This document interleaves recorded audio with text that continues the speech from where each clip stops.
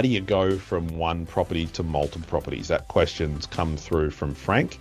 So I think what Frank's alluding to here is, you might start with one property. How do you actually build up a bit of a portfolio? So there's a few layers to unpack on this one, Frank. And really that comes down to a few things. So there's the serviceability. So how much borrowing do you have? So, everybody's got a maximum amount of servicing they might be able to run into. There's obviously some strategies you can employ to try and work around that, but it might not be the best fit for everybody.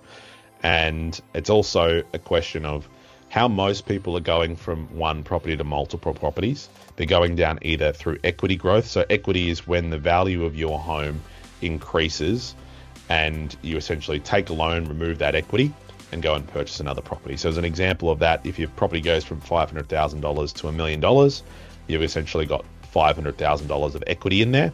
Now, you're not going to be able to pull out that $500,000. The bank's going to run a valuation and they're only going to let you buy, say, pull out 80 to 90% of that. So if you had a $400,000 loan previously and they're going to let you go back up to 80%, they're only essentially going to let you pull out $400,000 of equity.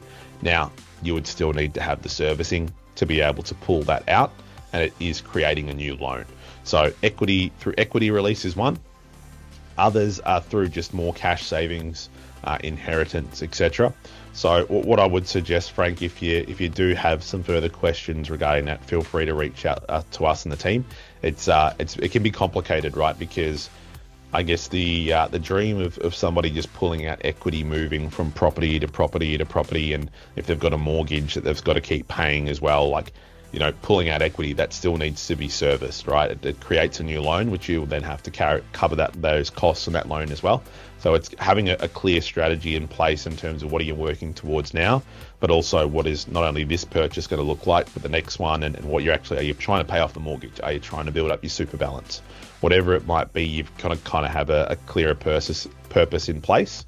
And then I guess understanding, with your servicing, do you need to look at avenues of increasing your income to be able to increase your servicing? Do you need to reduce spend? Do you need to pay off HEX debts, car loans, credit cards, etc.? There's a lot of layers that need to go into unpacking that a little bit as well. But thanks for flicking that question through, Frank.